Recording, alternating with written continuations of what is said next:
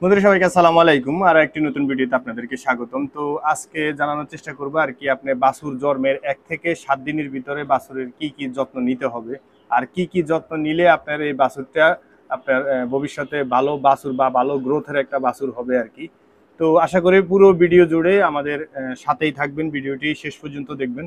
তো বন্ধুরা, আপনি যদি আমার চ্যানেলে নতুন হয়ে থাকেন তাহলে অবশ্যই চ্যানেলটাকে সাবস্ক্রাইব করে পাশে থাকা বেল আইকনটি বাজিয়ে দিন। আর শুরু থেকে শেষ পর্যন্ত দেখে যদি ভিডিওটি ভালো লাগে অবশ্যই একটা লাইক দিয়ে দিবেন।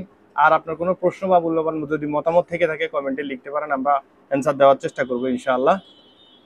তো মূলত হচ্ছে যে একটা বাছুর আপনার জন্মের পর থেকে 7 দিন পর্যন্ত হচ্ছে যে ওর ক্রিটিক্যাল একটা সময় থাকে। এই সময়টার ভিতরে দেখা গেছে যে কোনো সময় যে কোনো ধরনের অ্যাক্সিডেন্ট বা বিভিন্ন সমস্যা হয়ে যেতে পারে আর কি। আর আপনি যদি ওকে এই 7 দিনের ভিতরে যদি সুন্দরভাবে গড়ে তুলতে পারেন তাহলে ভবিষ্যতে ও বড় ধরনের একটা হয়তো গাভী হতে পারে বা বড় ধরনের একটা ষাঁড় হতে পারে। অল্প দিনে দেখা গেছে দেখবেন আপনারা হয়তো যে অল্প দিনে কিছু কিছু ষাঁড় বাছুর আছে যে অনেক বড় হয়ে যায়। তো এই বিষয়গুলো যদি আপনি এই প্রথম 7 দিন বা 10 দিনের ভিতরে যদি ওকে ওইভাবে গড়ে নিতে পারেন, সেক্ষেত্রে হয়তো দেখা গেছে আপনি এরকম একটা ভালো রেজাল্ট একসময় ভবিষ্যতে পেতে পারেন আর কি। তো মূলত হচ্ছে যখন বাছুর ডেলিভারি হবে, ডেলিভারি হওয়ার পরে প্রথম আমাদের কাজটা হচ্ছে যে বাছুরটাকে ভালোভাবে পরিষ্কার করে ওর মা, বিশেষ করে ওর যদি বাছুরের যে গাভীর সামনে যদি দেন আপনি বাছুরটাকে, সেই ক্ষেত্রে দেখা গেছে আপনার ওই বাছুরে গাভীটা চেটে বাছুরটাকে আপনার মোটামুটি ভালো পরিষ্কার করে দিতে পারবে আর কি। তো ভালো পরিষ্কার করে দেওয়ার পরে মানে ডেলিভারি হওয়ার ঠিক 30 মিনিটের ভিতরে আপনি ওকে মোটামুটি শাল দুধ খাওয়াতে হবে। তো শাল দুধ খাওয়ানোর বিষয়টা নিয়ে অনেকে আপনার অনেক রকমের মন্তব্য করেন বা বিভিন্ন জনে বিভিন্ন রকম কিছু হয়তো জেনে থাকেন আর কি। কারো ধারণা বা জানাটা হচ্ছে যে সঠিক, আর কারো ধারণাটা হচ্ছে যে জানাটা হচ্ছে যে আপনার অনেক সময় আনসঠিক হয়ে যায় আর কি। তো মূলত হচ্ছে যে আপনি যখন বাছুরটা ডেলিভারি হবে, ডেলিভারি হওয়ার পরে যখন ও মানে মোটামুটি হবে, শুকিয়ে যাবে, আর এর ভিতরে যে আপনি ওকে অবশ্যই আপনার ওর বডি ওয়েটটা মেপে নেবেন। তো মেপে নেওয়ার পরে আপনি একটা ধারণা পেয়ে যাবেন যে আপনি ওই বাছুরটাকে কতটুক দুধ খাওয়াবেন। তো প্রথম অবস্থায় ধরেন আমাদের এই বাছুরটা হচ্ছে যে 33 কেজি, তো আমরা ধরে নিলাম যে আপনার বাছুর 30 কেজি ওজন হয়েছে। তো একটা কথা মনে রাখবেন যে প্রতি 10 কেজির জন্য আপনি 1 কেজি দুধ খাওয়াতে হবে বাছুরকে। তো আপনি একটা অনেকের ভুল ধারণা থাকে কি যে হচ্ছে যে আপনার হয়তো দেখা গেছে 3 কেজি দুধ অনেকে দেখা গেছে একসাথেই খাওয়াই দেয়। একসাথে যদি আপনি এই দুধটাকে খাওয়াইতে যান, আপনি এই বাছুরটাকে হয়তো দেখা গেছে এটা পাতলা পায়খানা হয়ে বা দেখা গেছে আমাশা হয়ে একসময় এটা মারা যাবে বা অ্যাক্সিডেন্ট হয়ে যাবে আর কি। তো আপনাকে মনে রাখতে হবে যে আপনি 3 কেজি যদি ও দুধ পেয়ে থাকে, তাকে অবশ্যই আপনি এই 3 কেজি দুধ সারাদিনে 4 বারে খাওয়াতে হবে। তো প্রথম অবস্থায় হয়তো একটু বেশি খাওয়াতে হয়, সে কারণে হচ্ছে যে আপনাকে যেহেতু ওর মানে ফার্স্ট ডেলিভারি হয়েছে, ওর শরীরের ভিতরে মানে পেটের ভিতরে দুধের কিছুই নেই। আর শাল দুধটা যদি আপনি একটু বেশি খাওয়ান সেক্ষেত্রে হবে যে আপনার বাছুরটার গ্রোথটা ভালো আসবে। আর বাছুরটা যদি কোনোভাবে দুর্বল থাকে সেটা হচ্ছে যে দেখা গেছে আপনার ঠিক হয়ে যাবে আর কি। তো প্রথম অবস্থায় যখন আমাদের এই বাছুরটা 33 কেজি ওজন হয়েছে, আমরা মাপার পরে ওকে আমরা শাল দুধ খাওয়াইছি হচ্ছে যে আপনার 1 কেজি 300 গ্রাম। তো 1 কেজি 300 গ্রাম খাওয়াইছি। এই হচ্ছে যে আপনার ডেলিভারি হয়েছে ধরেন রাত প্রায় আপনার 3:30টার সময়। তো আমরা 4টার দিকে একে অলরেডি 3 কেজি মানে 1 কেজি 300 গ্রাম দুধ খাওয়ানো হয়েছে আর কি। তো 1 কেজি 300 গ্রাম দুধ খাওয়ানোর পরে পরবর্তী সময়ে আমরা ওকে দুধ খাওয়াইছি হয়েছে যে আপনার সকাল 6টার সময় আমরা ওকে আবার দুধ দোয়ানোর পরে আবার দুধ খাওয়াইছি।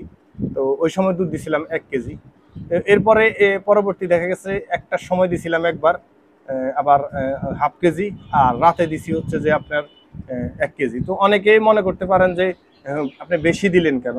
তো একটা বিষয় মনে রাখবেন, যদি ওর বডি ওয়েট অনুযায়ী ও যদি 3 কেজি দুধ পায়, আপনি চেষ্টা করবেন ওকে আরো 1/2 কেজি দুধ বেশি খাওয়ানোর জন্য বা আরো 1 কেজি দুধ বেশি খাওয়ানোর জন্য। এটা প্রথম দিনে করবেন না, এটা হচ্ছে যে আপনার আস্তে আস্তে ধীরে ধীরে করবেন। ধরেন ও যদি 3 কেজি দুধ সারাদিনে পেয়ে থাকে, প্রথম দিন ওকে আপনি 3 কেজি দুধ বা 3.5 কেজি দুধ দেন।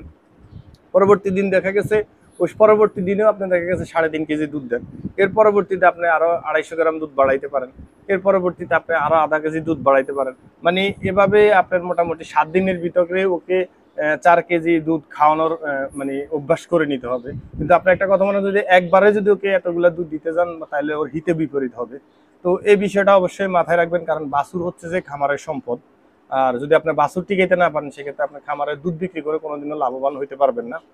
আর আরেকটা বিষয় মনে রাখবেন যে অনেক সময় দেখা গেছে এখন যে মানে গরম, এই গরমের কারণে অনেক সময় বাছুরের হয়তো দেখা গেছে আপনার যদি পার্সেন্টেজ বেশি থাকে, ওই গরুগুলো বাছুরগুলো আদায় অনেক মানে জোরে জোরে নিঃশ্বাস নেয়, তো ওকে অবশ্যই ফ্যানের নিচে রাখার ব্যবস্থা করবেন।